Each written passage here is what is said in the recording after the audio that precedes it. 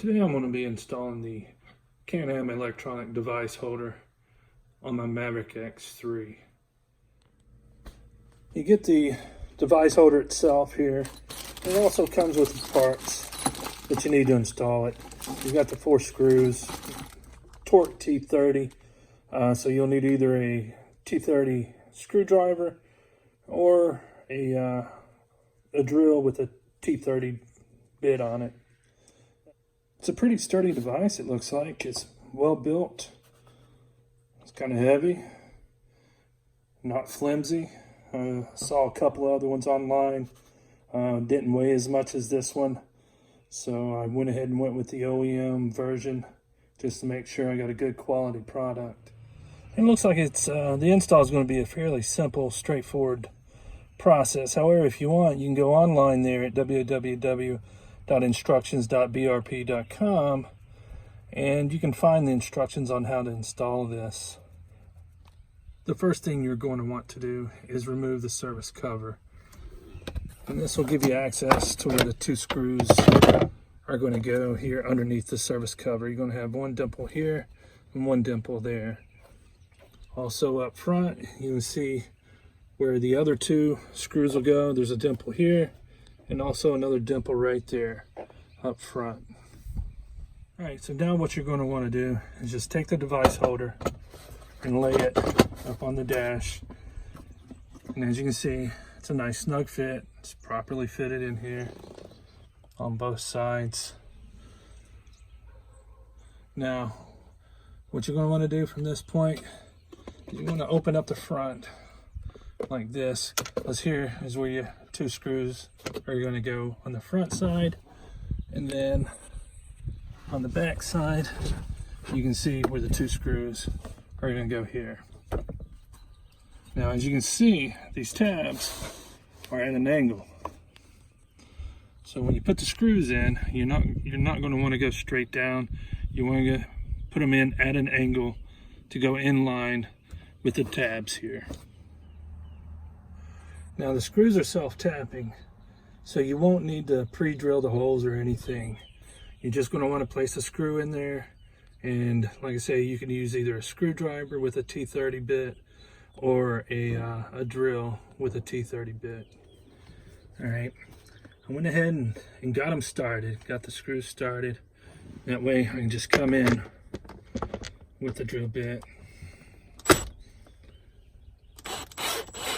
Take them in. You don't want to go down too hard. Just get them nice and snug for now. Okay. Now when you're installing these, just keep in mind they need to be at an angle. You know, take it down.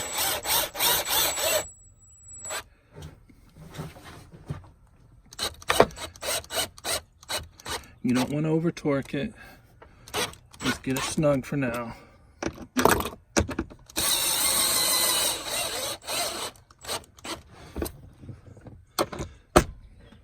Come up to the front here. Get these 2 up front. They're pretty snug.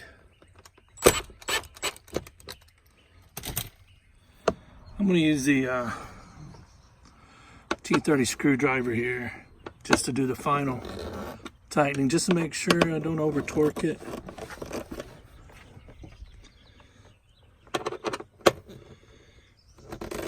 Just make sure it's nice and snug.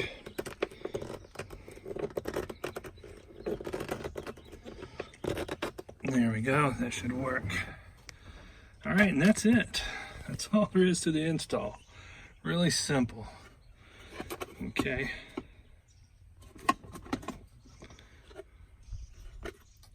And just a reminder, just make sure you don't over torque these screws. If you over torque the screws, you're going to have problems getting this door closed. Okay, it's just not going to be aligned properly. So you just want to, like I said, just make sure they're nice and snug. That way the door will close easily. To open the door, you just press the little open tab right there. You just push down on it, door pops open. You have access to your power outlet back there, your 12-volt power outlet. You've got about a gallon's worth of storage in here. And then also, as you can see, when the door is closed and you have your tablet on here, you have these holes here where you can run your power cord to power up your tablet that you'll be using. All right, now to finish up the job, the last thing you need to do is just reinstall the service cover. You just take it, line it up there, place it, give it a nice tap, make sure it locks in, and that's it. That's all there is to it. Nice, simple, straightforward process. If you liked the video, if it helped you out any, do me a favor, hit my like button and subscribe to my channel. Thanks.